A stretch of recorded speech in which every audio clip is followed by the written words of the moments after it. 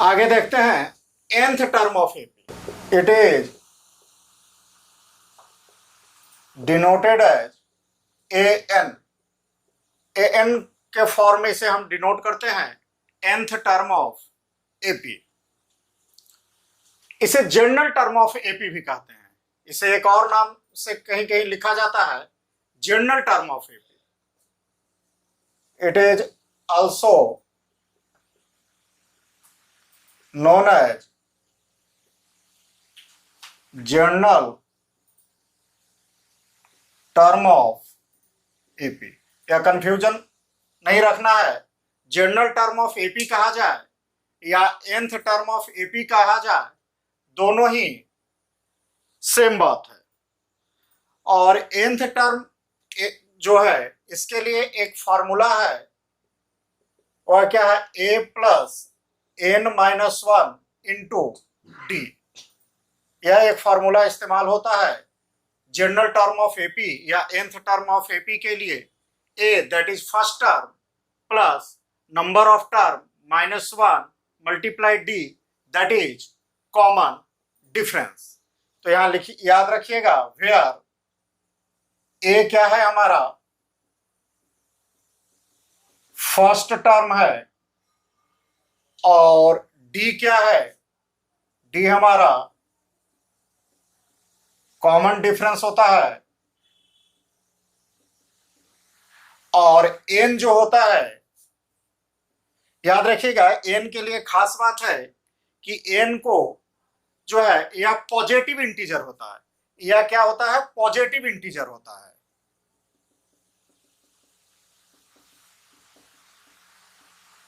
यानी n का value कभी भी निगेटिव नहीं है। या कोई ऐसा सीरीज हो जहां पे इस n का वैल्यू निगेटिव है तो वह एपी सीरीज में कैटेगराइज नहीं किया जा सकता है या एपी सीरीज वह नहीं कहलाएगा। तो n का जो वैल्यू होगा हमेशा इंटीजर में होगा और वह भी क्या होगा, पॉजिटिव में होगा। यह एक इंपॉर्टेंट बात है। फर्स्ट टर्म कॉमन डिफरेंस और n क्या है, पॉजिटिव इंटीजर है। nth टर्म निकालने के लिए कभी कभी हम एक और फॉर्मूले का इस्तेमाल करते हैं। वह फॉर्मूला क्या है, an इक्वल टू, क्या करते हैं, हम सम के आधार पर निकालते हैं। यानी sn माइनस sn-1। इसको समझिए, आइए फॉर्मूला क्या है है। सपोज करिए, इसके लिए हम पहले एक एग्जांपल लेते हैं। आइए देखिए, 5, 10, 15, 20, 25, 30, 35। अब आइए, यह टर्म हमारा क्या क्या है। सपोज करिए यह पहला टर्म है, दूसरा है, तीसरा, चौथा, पांचवा, छठा और यह सातवां। सपोज करिए हमें कोई एक टर्म निकालना है। सपोज करिए हम अभी निकालना चाहते हैं फोर्थ टर्म। क्या निकालना चाहते हैं, फोर्थ टर्म, इस फॉर्मूले के मदद से। आइए देखिए, इस फॉर्मूले के मदद से हम कौन सा टर्म निकालना चाहते हैं, फोर्थ टर्म ज्ञात करना चाहते हैं। इसे हम ज्ञात करना चाह रहे हैं। तो क्या कह रहा है, Sn, यानी जो टर्म ज्ञात करना है वहां तक का सम ज्ञात कर लीजिए। Sn यानी A4 हमें ज्ञात करना है, तो हमें क्या करना है, Sn यानी n तक का सम निकालना है। यानी S4 माइनस Sn-1 कहां तक का अब निकालना है, जो है उससे एक कम, यानी यहां तक का सम ज्ञात करना है। तो S4-1 यानी S4-S3। अभी हम फॉर्मूला नहीं इस्तेमाल करते हैं, सिंपल, चूंकि छोटा। तो आइए देखिए कितना हो गया, 10 और 5 15 और 15, यह क्या बन गया हमारा, 30 बन गया। यानी S3 का वैल्यू हमारा कितना है, 30 है। अब आइए Sn का वैल्यू निकालते हैं। तो कितना होगा, 5, 10, 15 और 15 कितना हो गया, 30, और 30 और 20 कितना हो गया, 50। तो S4 का वैल्यू कितना हो गया, 50, यानी 50 - 30 यानी 20। और यही देखिए, यह 4 का वैल्यू 20 है। तो इस फॉर्मूले के इस्तेमाल से भी nth टर्म का हम वैल्यू फाइंड आउट करते हैं। और एक जो जनरल nth टर्म का फॉर्मूला है an equal to a plus n minus 1 into d, where a is the first term, d is the common difference, and a notable point is that n must be and always positive integer। अब आइए देखिए, इसको हम एक example के मदद से देखते हैं कि यह फॉर्मूला कैसे आया है, कैसे बनता है यह फॉर्मूला। एक छोटा सा एग्जाम्पल लेकर हम और आपको समझाने का प्रयास करते हैं। सपोज करते हैं किसी की स्टार्टिंग सेविंग, हम सेविंग से चलते हैं, किसी का स्टार्टिंग सेविंग जो है या सेविंग फॉर फर्स्ट ईयर जो हम कहें, फर्स्ट ईयर की सेविंग जो है 80 रुपया है, और प्रत्येक ईयर उसकी सेविंग 10 रुपया बढ़ते जाता है।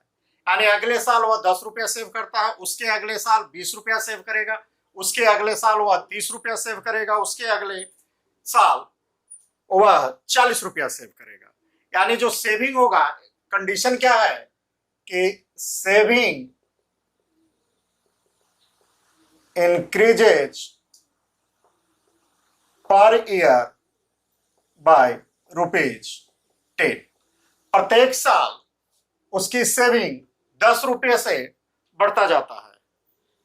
तो आइए देखिए इसको हम कैसे अब इसे समझने की कोशिश करते हैं।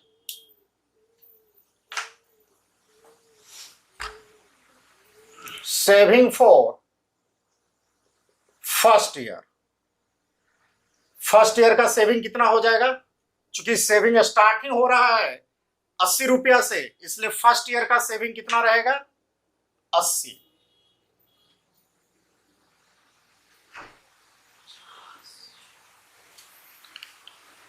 दूसरे ईयर का सेविंग क्या होगा? सेकंड ईयर का 80 प्लस 10, 80 प्लस 10 करने का मतलब कितना आ गया सेविंग? 90। तीसरे साल की सेविंग, थर्ड ईयर की 80 प्लस 10 प्लस 10, यानी क्या हो गया? 100। उसके अगले नेक्स्ट ईयर यानी फोर्थ ईयर सेविंग क्या होगा? 80 प्लस 10 प्लस 10 प्लस 10, यानी 110। उसके अगले साल fifth year 80 plus 10 plus 10 plus 10 plus 10, यानी कितना हो गया हमारा? 120 रुपया। इसी तरह से अगर हम छठे साल की निकालें, सिक्स्थ ईयर का, तो 80 plus 10 plus 10 plus 10 plus 10 plus 10, यानी 130 रुपया। इसी तरह से उसकी सेविंग एंड शो ऑन चलती रहेगी। अब आइए देखिए,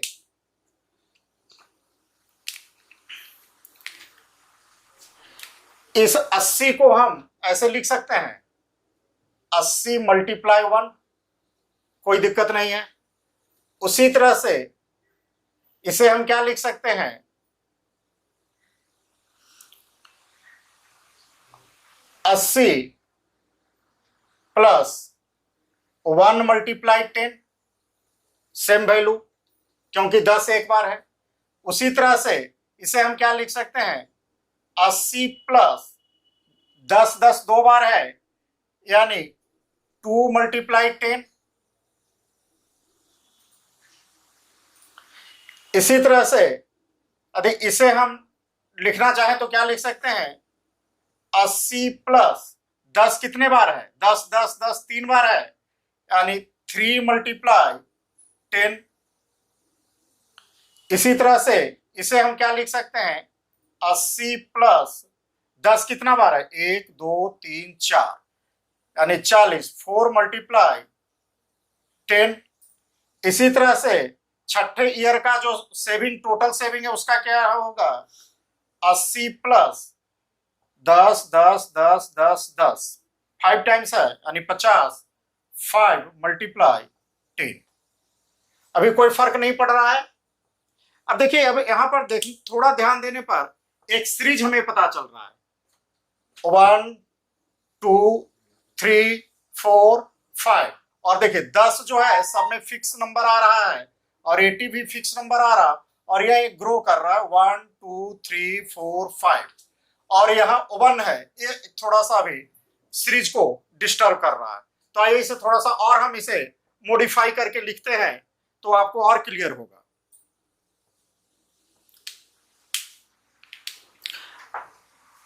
अब देखिए, इसे हम ऐसे लिखते हैं, 80 मल्टीप्लाई, ऐसे लिखते हैं 1 माइनस 1 मल्टीप्लाई 10। ध्यान दीजिए क्या लिख रहे हैं, 80, सॉरी यहां प्लस रखिए, 80 प्लस 1 माइनस 1 मल्टीप्लाई 10। 1 में से 1 जाएगा 0 और 10 में 0 से मल्टीप्लाई होगा 0, तो 80 का 80 वैल्यू रह जाएगा। उसी तरह से इसे हम लिखने की कोशिश करते हैं, 80 प्लस, देखिए यह 1 है, इस 1 को हम क्या करते हैं, ऐसे लिखते हैं 2 माइनस 1 मल्टीप्लाई 10। देखिए यही 1 को हमने क्या लिख लिया, 2 माइनस 1 मल्टीप्लाई 10। 2 में से 1 जाएगा 1, 10 से कम 10 और 80 90। Same situation. उसी तरह से इस 2 को हम ब्रेक करते हैं, 80 प्लस 2 को लिख लेते हैं 3 माइनस 1 मल्टीप्लाई 10। उसी तरह से इस 3 को हम क्या ब्रेक करेंगे, 80 प्लस 4 माइनस 1 इंटू 10। इसी तरह से यहां आइए, 80 प्लस 5 माइनस 1 इंटू 10। उसी तरह से यहां आइए, सिमिलरली 80 प्लस 6 माइनस 1 इंटू 10। तो यहां हम क्या देख रहे हैं, देखने को हमें यह मिल रहा है कि यह जो क्या है, 6th ईयर है। अब देखिए यह 10 हमारा फिक्स हो गया, यह 1 भी फिक्स हो गया साइड में, और ये जो है हमारा ईयर में आ गया। ये देखिए फर्स्ट ईयर आ गया, या हमारा सेकंड ईयर आ गया, या थर्ड ईयर आ गया, या फोर्थ ईयर आ गया, या 5th ईयर है, और या 6th ईयर है। और 80 क्या था हमारा, चूंकि स्टार्टिंग टर्म था यानी फर्स्ट टर्म था, यानी यदि इसे इस तरह से हम लिखें, 6th ईयर का जो सेविंग है, saving up to 6th year, up to 6th year जो हमारी सेविंग हुई वह क्या है हमारा, 80 प्लस 6 माइनस 1 इंटू 10। क्या हुआ हमारा, 80 प्लस 6 माइनस 1 इंटू 10। और यदि इसी तरह से हम चलते चले जाते, और यह देख लीजिए, यह हमारा 80 क्या है, हमारा 80 जो है इसे फर्स्ट टर्म है, फर्स्ट टर्म है, प्लस 6 क्या है, 6th year, number of years है, यानी नंबर ऑफ टर्म्स माइनस 1, और 10 क्या है, प्रत्येक में 10 आ रहा था, यह जो है इसे हमारा क्या है, कॉमन डिफरेंस है। क्या है, कॉमन डिफरेंस है। क्योंकि आइए देखिए, कॉमन डिफरेंस यही जो सीरीज बन रहा है, इसमें 10 जोड़ते हैं तो नेक्स्ट टर्म, इसमें 10 ऐड करते हैं तो या नेक्स्ट, इसमें 10 ऐड करते हैं तो नेक्स्ट 10, यानी यह जो 10 है हमारा, यह क्या है, कॉमन डिफरेंस है।